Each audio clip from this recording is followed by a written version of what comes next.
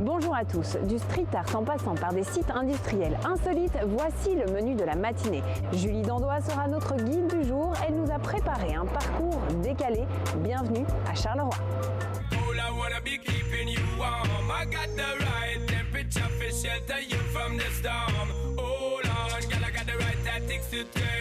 Ici donc on est sur le halage industriel qui va de Charleroi à Marché-nos-Ponts. C'est une balade qu'on propose très souvent aux touristes qui viennent à Charleroi et alors on peut apercevoir toute une série de tags le long du halage. Celui-ci il a été réalisé par Mathias Koenarts, que tout le monde connaît, quand il est venu à Charleroi avant d'être connu et qu'il était graffeur. Ils ont été réalisés pendant différentes années, mais 2002, 2003, 2004, lors des différents festivals Urban Dream. Et pourquoi ce street art à Charleroi? Urban Dream, c'était un projet qui était axé sur différentes grandes villes. Et ici, ça permettait finalement de remettre des couleurs là où il n'y en avait pas et d'essayer d'éclairer, je veux dire, les coins entre guillemets sombres de Charleroi. Et il y a eu beaucoup d'artistes d'Europe, des Français, Anglais, etc. Mais il y a beaucoup de choses qui restent anonymes aussi. Il y a des murs qui étaient libres d'expression, donc on n'a pas toujours le nom des artistes malheureusement.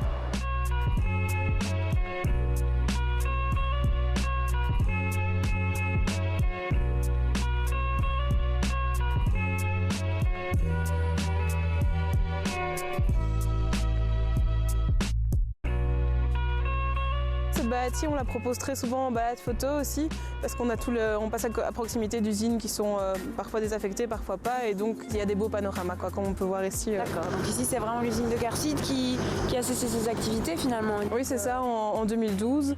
On ne peut pas y entrer, mais après ici c'est un bon compromis parce qu'on passe vraiment juste à côté. Les deux se mêlent bien et puis finalement le street art vient compléter le paysage qui est déjà un petit peu décalé, déjà attrayant, en mettant un peu plus de couleurs et c'est sympa.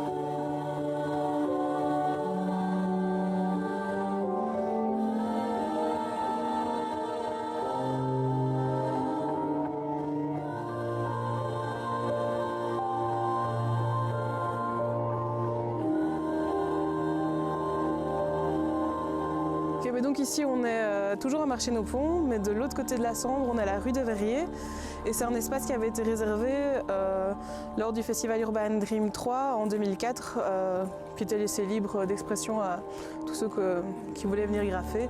Alors après on voit qu'il y en a qui sont plus récents, on voit parfois les dates 2015, des choses comme ça, mais les tags ici sont très très beaux aussi.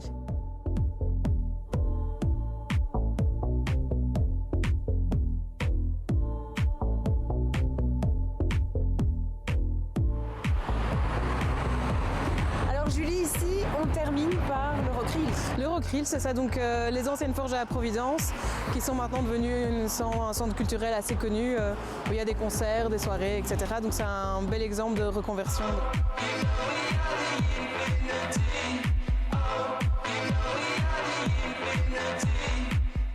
Julie, toutes les infos, on les retrouve où et comment? Mais donc, soit en téléphonant à la Maison du Tourisme, ou alors via notre page Facebook ou encore notre site internet. Et donc vous organisez ce genre de... On organise ce genre de parcours, on a des brochures qui expliquent le parcours aussi, vous pouvez le faire par vous-même, il y a plusieurs possibilités. Ok, nickel. Donc voilà. Voilà, vous avez toutes les infos et puis nous on se retrouve très bientôt pour d'autres visites.